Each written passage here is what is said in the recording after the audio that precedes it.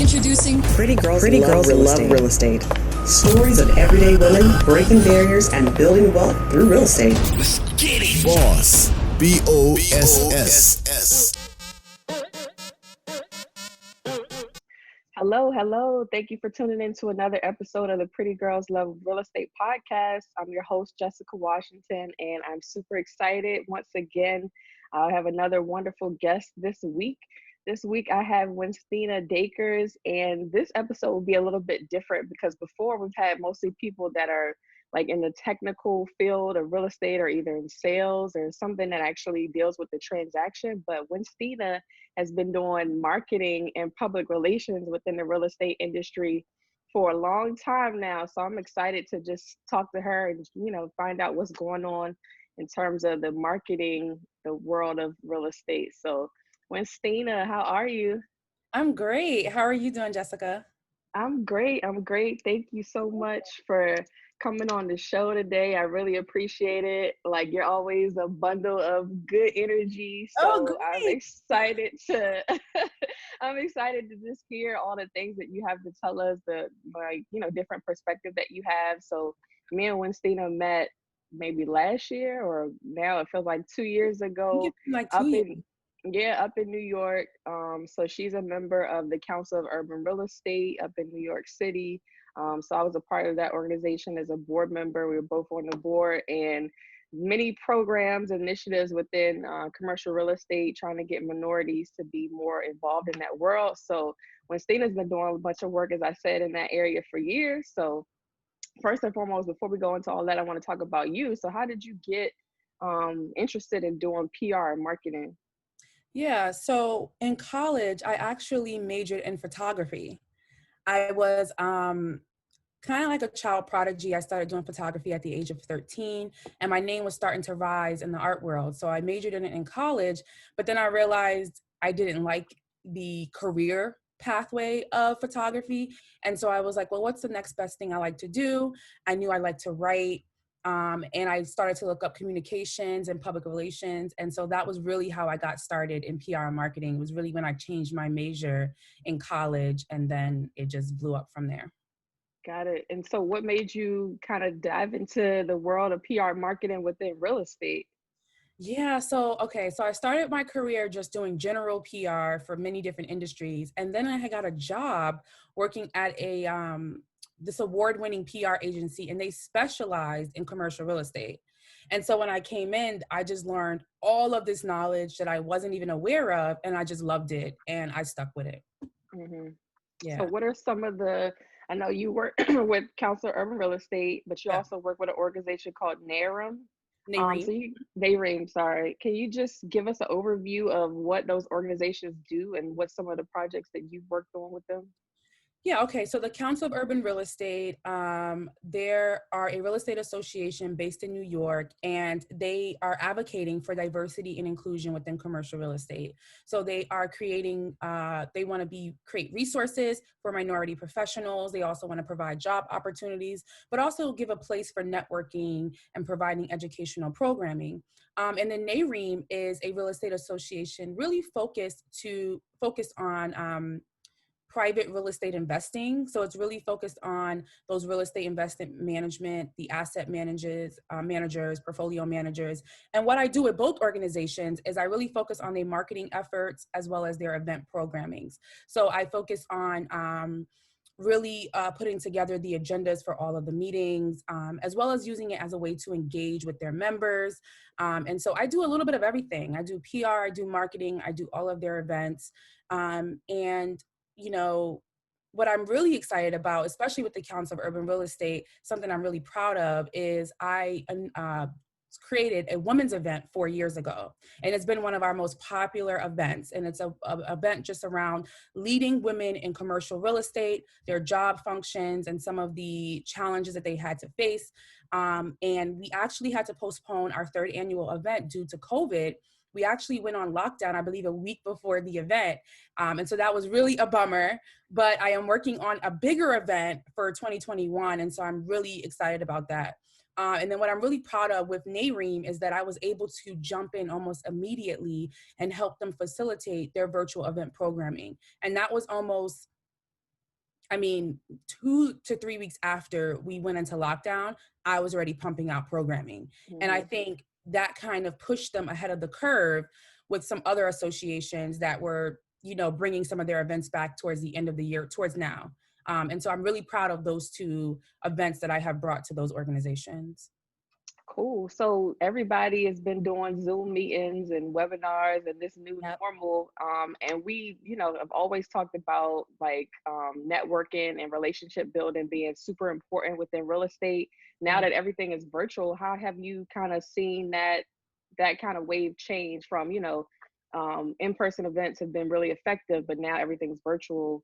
So how have you kind of seen, you know, how people are interacting? Do you think it still is effective with the virtual?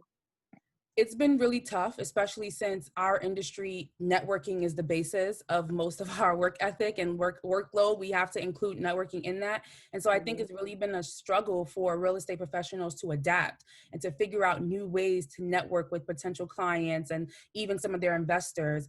And so what I have done is really created a networking section, a part of any event that I throw for any of my clients. I always include a peer-to-peer networking. And what I do is I really utilize all of the functions of Zoom, all of any additional affiliations that I can attach to it. And so I don't create my events as static webinars. I create engaging Zoom events. So I do live polling. You know, I use apps that come in, I do video, we do breakout groups. And I think I'm starting to see that in our industry, professionals are really appreciating that because they're getting a chance to connect with their peers besides just like listening to someone talk to them on a webinar. And so I've been receiving tons of amazing feedback, like, oh, I got to catch up. You threw me in a breakout group with this person and I got to catch up with them and I didn't think I was going to be able to see them until after we came out of this. And so I think with these Zoom events, there's a way that you can still create that environment of networking and just connecting with people that we appreciate with real estate. Awesome. Awesome. I know like part of Project REAP, we, you know, used to do the cohorts and it's maybe like 30 people in a class, but now they open it up to more people. So it's like 150 people I in didn't know the cohort now. So it's going to be interesting to see how they make that work. But so far I've heard good things about that. So that'll be interesting to see how they make that work out. All right. So another thing that's hot and really talked about right now in terms of real estate is diversity. And you've been doing initiatives like that over, you know, your whole career, but with everything going on with like George Floyd and Breonna Taylor and all those whole issues, like diversity and inclusion has really come to the forefront.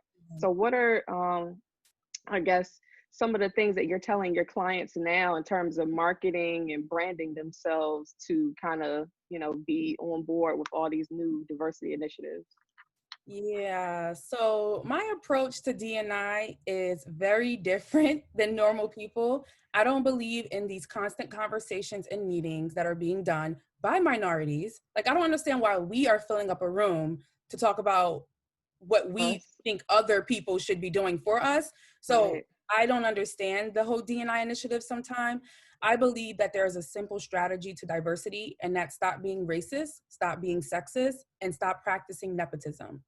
We don't need a strategy for that. Like, it's simple. You hire qualified, diverse people who not only have diverse work experiences, but diversity of thought.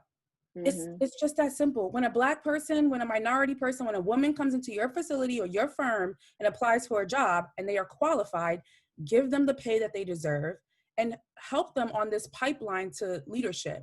Because what I do see firms do is they will hire a Black woman, but she'll never be in that leadership role. She'll never be in the C-suite role. And so I think we need to get to a point where others understand our value and our worth. And so I really am passionate about diversity and inclusion, but I try to think of more innovative ways than let's just get everybody in a room and talk about diversity and inclusion. You know, it's like my job is to increase representation whenever and wherever I can. And I try to promote my clients who are not people of color to do the same. So what do you say to like the Wells Fargo CEO that said we can't really find the talent within the minority community? That's been like that's the excuse. That's an excuse. And I feel like I've heard that so much in the last 6 months is, well, we want to include diversity, but we can't find the talent. One, there's talent within your firms. So are you preparing them to be leaders? Are you helping them with professional development? Right? Like sometimes you might even have the person within your firm and you're not even looking at them. And secondly, we're not doing enough to broaden the pipeline. So we understand that within I'm going to speak specifically to the Black community, not a lot of my friends and family members and peers in other industries even know what commercial real estate is. And so I think that's where our job comes in, to broaden the knowledge of what commercial real estate is. But then I think it takes leaders within commercial real estate to help us grow in that pipeline, you know? So I don't know. It's absolutely. It's going to be a never ending battle. Yeah, it's almost like the cart before the horse sometimes. It's like, you got to give us like the information where, like, meet us where we are at first. And then, you know, people that are already within your organization, teach them and, you know, include them in different things. So. Right. Yeah. All right. So that's a good segue to talk about like your personal branding, your personal coaching that you do. For somebody that maybe wants to transition into commercial real estate or real estate in general, from another field, or maybe they're just coming out of college, what are some advice that you would give them to brand themselves and really properly market themselves to jump in this field? I would say find your niche. Find out what you really, really like within commercial real estate. Don't be a jack of all trades and think, you know, I'm going to just try to perfect everything. I think hone down on one specific avenue that you want. Even if that avenue, let's say, is construction, go down even deeper. What do you really like about construction? What do you want to change within construction? If it's development, if it's finance, really get down to a niche. And be known for that one niche, be known for that one ability, be the person that everyone can go to say, okay, this person I know is going to be the best at data or the best at project management, and make your name known for that.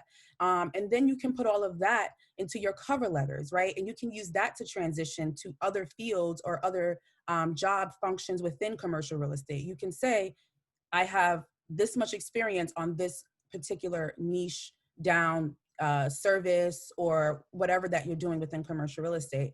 And then you can also use that to set yourself apart to become a thought leader, because now you have all the content and all of the things that you can become the expert on, because you bogged down and you focus on that one area of expertise.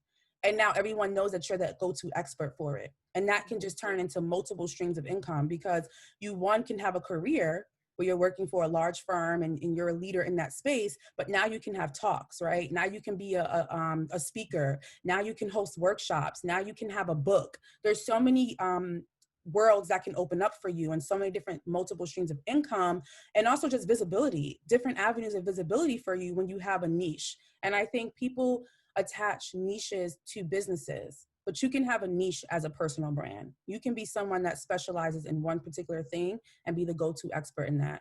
And so I feel like if you're someone in college, you're coming out of college, find what you really, really like about commercial real estate and go down that route.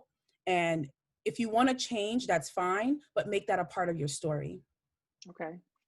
Awesome. Great advice. Thank you so much. So tell us just more about, because I know you have a personal coaching platform, like it's a whole course, it's multiple weeks. Just tell us a little bit more about that in general. Okay. So I'm super excited about my new program. It's called the Brandwell Formula. So over the years, I've helped dozens of thought leaders in commercial real estate, as well as other industries, position themselves as the go-to expert in their market. And so I came up with a 6-week accelerator to help entrepreneurs grow their business by creating influential personal brands.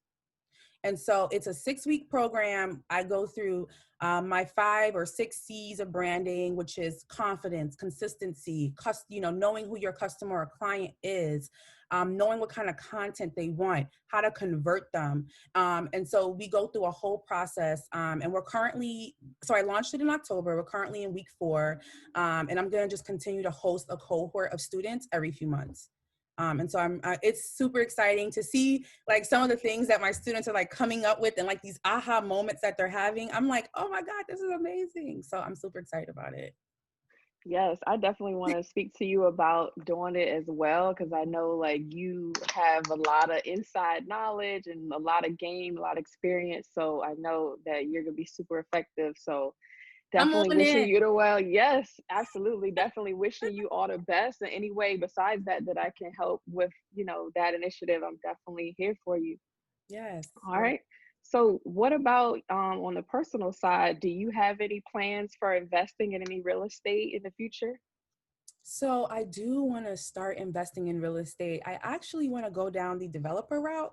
Um, it's going to be a long road. It's like a 5-year goal or a 5-year plan, but I definitely want to start investing in real estate. I'm actually looking for a home right now. And Hmm. so maybe that could be my start of, starting with that home and developing it or renovating it and using that as like my first project. So yeah, I definitely want to get involved in real estate investing. Yeah, girl, get that multifamily That, property. exactly. Yes. And don't you live in Brooklyn now? Yep. I live in Okay. Brooklyn, and I'm looking for a house in New Jersey, which Okay. Yep. everybody is right now. Yes, that is the definitely wave because take that New York money across the water, you can get way more bang for your buck. But it's been tough. It's been so, I got outbidded already 3 times on 3 different homes because Yeah. everybody's moving right now from New York to Jersey because of COVID, and the interest rates are low, and so it's been a struggle for me. But I'm hoping, fingers crossed, something comes through soon. Nah, you definitely will. You'll find something, and the market is definitely crazy. Yeah, Unfortunately, when these like foreclosures and stuff happen, maybe there'll be more inventory available. So, but you'll definitely get something though. true. Yeah.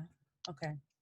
Cool. All right. So, is there any other projects, any other initiatives that you have coming up that you want to tell us about? No, I'm just really focused on this program because I just launched it, and so I'm still kind of figuring out what works, what doesn't work, and so I'm really using this first cohort of students to just let me know what I need to change so that the next one gets better and better. So that's really what I'm Mhm. focused on right now. Okay. And lastly, I just want to touch because we always mention this on the show, but as a woman, as a Black woman in commercial real estate, like what are some of the trials and tribulations that you probably experienced within your career? Oh my gosh. One, especially being a service provider, like marketing and PR, I am commonly mistaken for the assistant. Hmm. And then once they realize I'm not the assistant and I own my own company and I have for so many years, and then I am almost made exotic to them. And when I say them, I mean white men, because those are the people who dominate this industry. And so then I'm sexualized.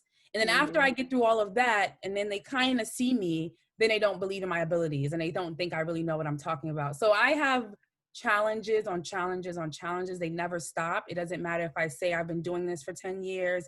It doesn't matter if I show them um, all of the clients that I've worked with. A lot of times there's not a seat for me at the table. But what I have learned is I'm going to go grab that seat from down the hall, but I'm going to drag that seat and I'm going to make it Hmm. real loud and I'm going to make sure it screeches, and then I'm going to drop it down in front of you and make you hear me.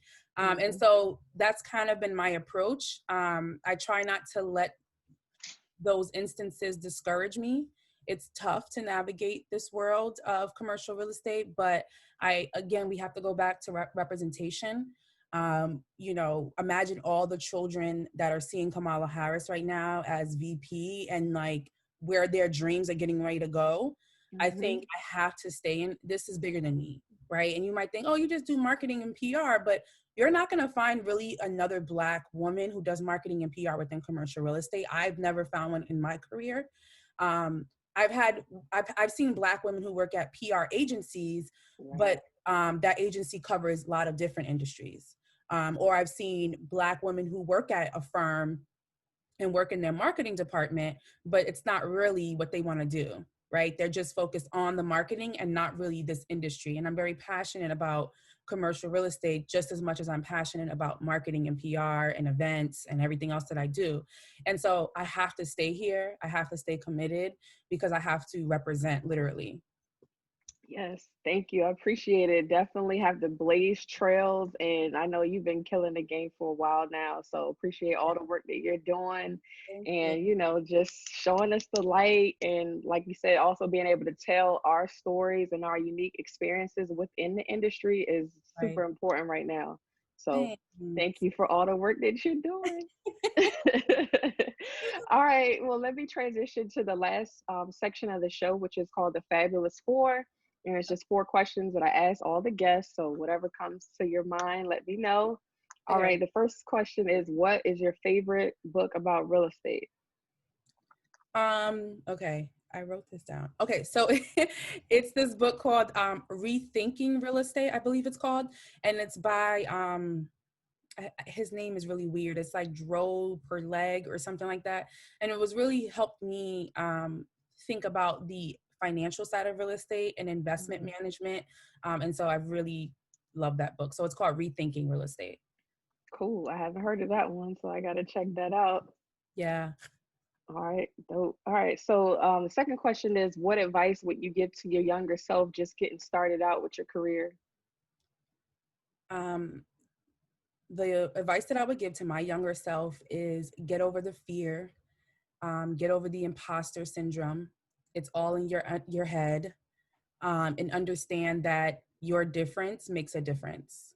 And that's it. Like, we have to embrace our diversity. We ask people to respect it, but sometimes we don't embrace it ourselves. So if I would have embraced my diversity as a Black woman, as whatever else that I have, all my adversities, if I would have embraced that sooner, I would have been able to, propel my career maybe even faster.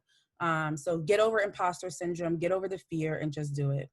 Yeah, definitely. That brings me back to that. I always mention that. I don't know if you remember last year at the CURE gala that we had, and the lady that got one of the awards, she mentioned that same thing. She was like, use your diversity and your differences as an advantage because you definitely are more memorable and you stand out. So I always like that, always stuck with me. Yeah. Yeah. Cool. All right. So the third question is, what topic about real estate do you want to learn more about? Development. What that looks like, what kind of coins do I need? What do I have to do to it's intimidating. I'm really intimidated by this topic. I think I've stayed away from it because I just feel like it's going to take a lot of capital. And I think that fear is holding me back. And so development is really something I want to learn more about. But I've just been fearful to kind of take that leap. You got to take your own advice. Get over your fear and imposter syndrome.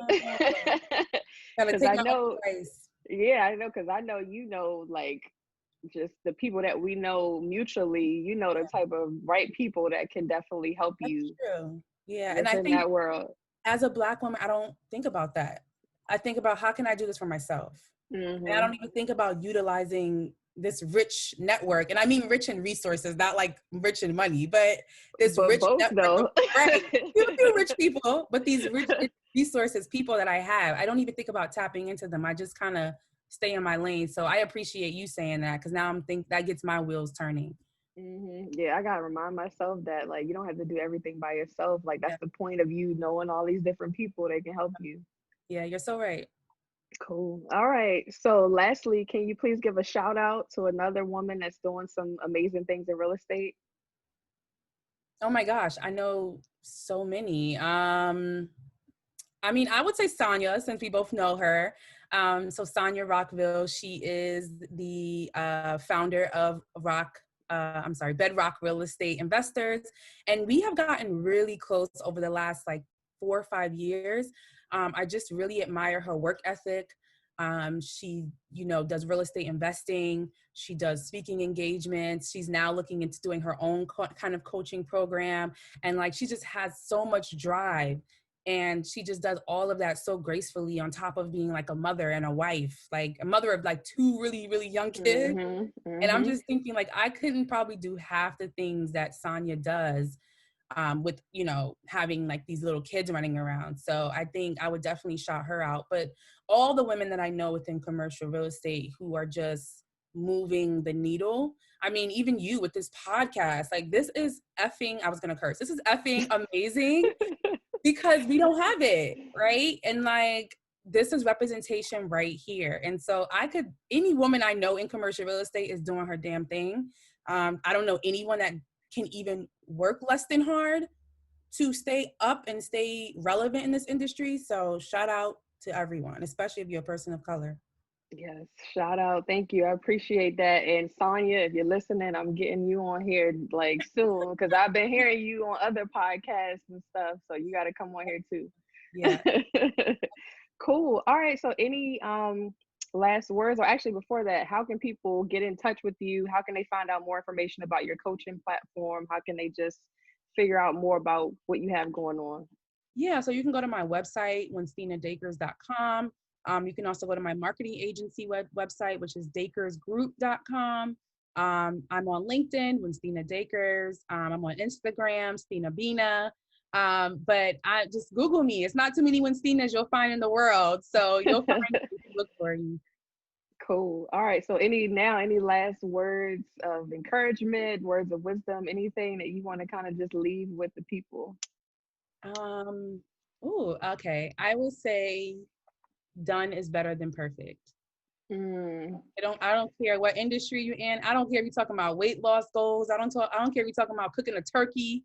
Done is better than perfect. Just do it. Make the mistake because you'll only just improve and do better. Girl, I feel like you're attacking me right now because I have to get over that all the time. Like, because I just, you hold yourself to a certain like esteem. So it's like when you present something new to the world, you want it to be a certain way and all this other stuff. But it's like, just get it out there. Like nothing's ever going to be perfect. Just get it out and then you can always improve it over time. So exactly. I got to remind myself of that all the time, girl.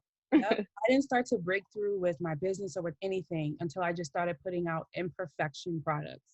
Once I started putting out imperfection services and imperfection products, I just started getting better and better and better. And now I can serve the masses. So, you just want to find a way to increase your impact while also increasing your income. Done is better than perfect.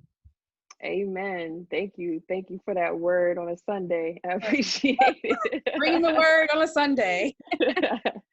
All right. Thanks for having me, Jessica. This was fun. Yeah, absolutely. Definitely. Like, I already know, like, I had to get you on because, like I said, you got a different perspective. I know you was going to be great energy, like fun, exciting. So something different. So I appreciate you taking the time. I know we're going to be working together some more in the future. So just looking out for us to do big things. Yes. All right. Well, thanks. Yes, absolutely. All right, y'all. So this was another episode of the Pretty Girls Love Real Estate podcast. Thank you again to my guest for this week, Winstina Dakers. Just look out for her. Look out for her Brandwell coaching platform and just all the great things she has coming up soon. So thank you for tuning in. See you guys next week.